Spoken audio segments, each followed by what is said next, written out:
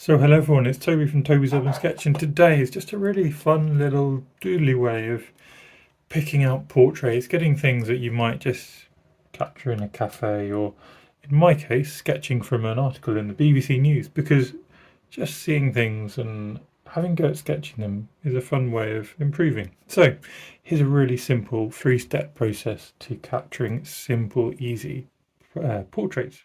Going to be using a fine liner or a fountain pen, a brush pen or a feud pen, something with a bold end, and then watercolors, or you could equally use um, little brush pens with light grey tones in and things like that.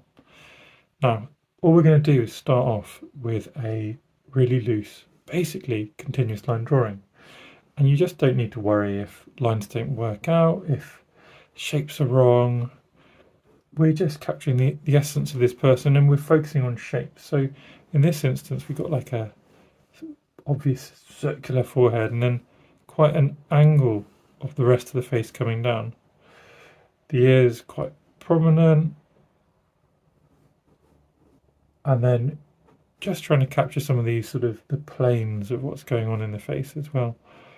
And you can gradually work these shapes in. So be gentle with your paper and your pen, and then you can gradually work the shapes until they feel right, rather than feeling that everything has to be perfect from the outset. And there are a couple of stages to go, of course, in a 3-step process if this is stage 1. So don't worry that this has to be perfect, well, at any point, but certainly not at the beginning of step 1. And remember, we're catching a likeness, not a perfect sort of version of this person. It's not a photo, and it's just a doodle sketch. So have some fun, loosen up. Now this is interesting, all these big fluffy microphones in the foreground, and that's quite a nice frame for our portrait, I think. And then we get important things like the tie. I think that tells us a bit about our portraitee, as does the suit coming down like this.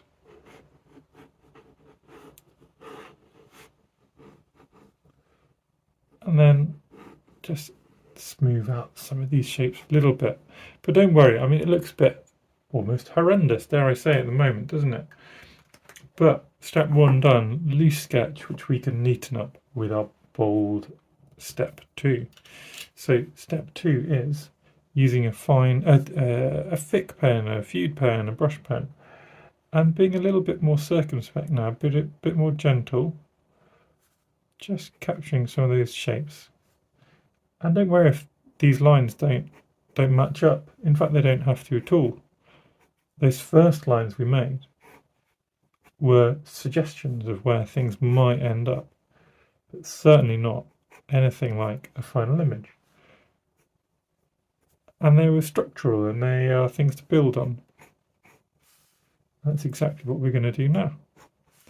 And notice how I'm only just about using them as guidelines.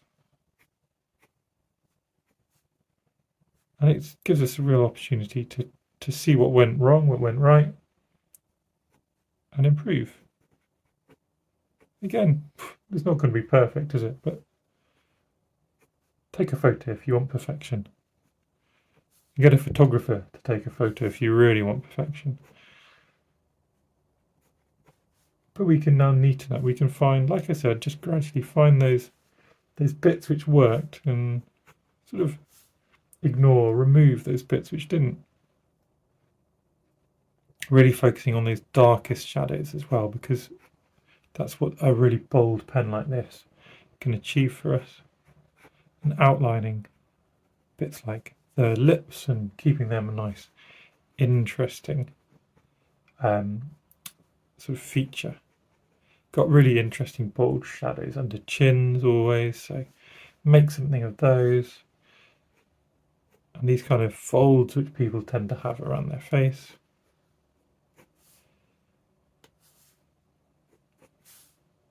And gradually we can just touch in all these little shapes and finish off the hair, and we can do some real bold marks in the hair as well if we want. And we can find some of these forehead marks now, and also bits which just define a bit more of the shape of the face. And then of course the tie, the jacket, all of these things are a little bit easier, aren't they? We're used to drawing these kinds of shapes and they don't matter as much. Our eye can easily tell if a face isn't right, but if we get a jacket slightly wrong, our eye doesn't care as much. You'll also find drawing portraits of people you don't know much easier than drawing portraits of people you do know. The reason being because you know faces so well, you know the people you know so well, it's easy to spot any tiny mistake, any tiny bit which isn't perfect. Whereas if you don't know the person, you can appreciate the art much more easily.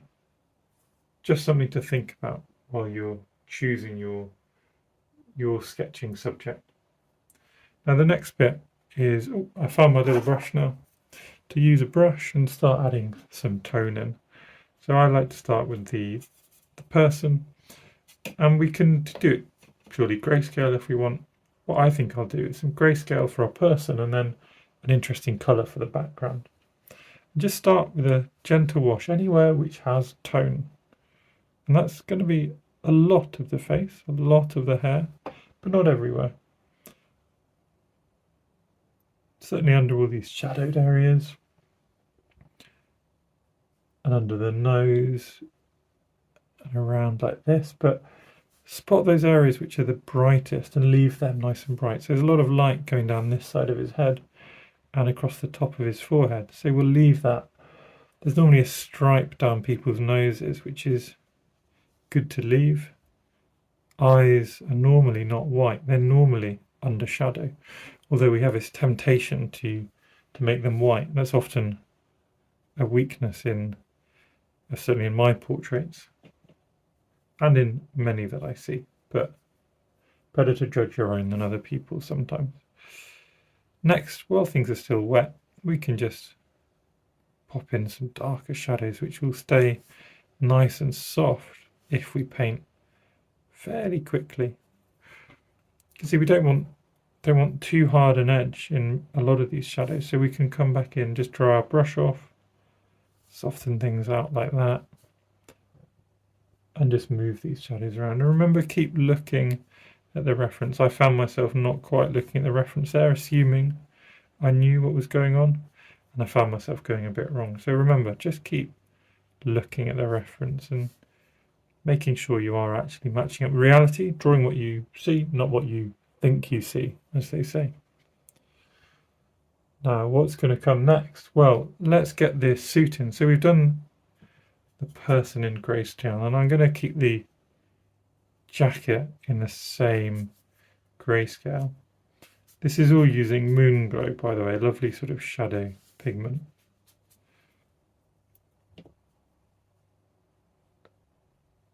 I'm going to not immediately apply any colour to our microphones. Probably going to leave it totally, to be honest. And then I'm going to start thinking about a bit of other colour for the shirt, just to start making things pop, making things pull out differently. And why don't we start really having a bit of fun when it comes to the tie? I'm just going to change it to be a yellow tie. And then that is because I also want to have a bit of fun with the background. So let's create a little square. I'm just painting all of this, sketching all this, by the way, on simple cartridge paper. The advantage of doing loose and light sketches is that you don't need to use up your more expensive watercolor paper. You can just have some fun in a nice cheap sketchbook and experiment and play. And I'm leaving a little white outline, and you'll see at the end that kind of will just pop this man out. He'll be pushed out the middle, quite sort of interesting graphic quality. There's a little bit of leakage there, a bit of blending of colours. That for me is all right. I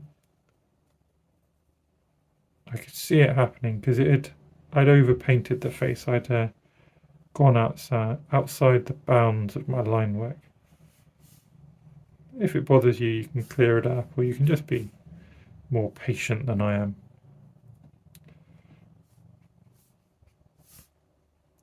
Just going to bring it slightly closer in places to more contour with the outline.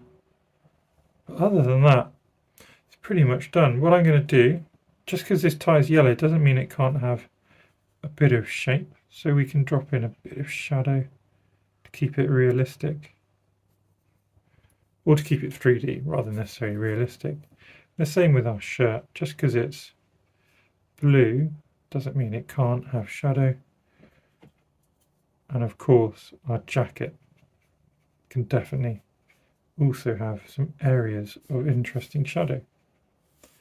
And you see there's lots of leakage now, isn't there? That's fine. It works for me. I find it quite interesting. I didn't intend this, but if we want to reduce it, come in with a little dry brush and you can pull it out. You could cover that up with some more yellow, or you can just let it bloom. Let's just try a little yellow to prove the point. If you wanted to, you could start just touching these bits up. But for me, that's good enough. That's a bit of fun. Bit of fun had with a loose sketch. Last little bit will be just to really deepen a couple of points of shadow. Clean my brush off, neaten those shadows up.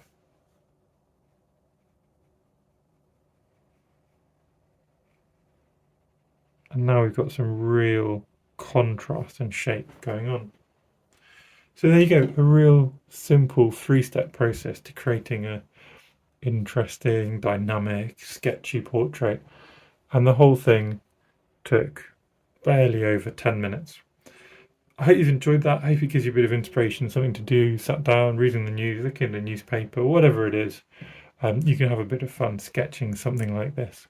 Thank you for watching. If you enjoyed, please do like, subscribe. It's great fun to bring little sketches like this, but even more fun if I know people are enjoying it.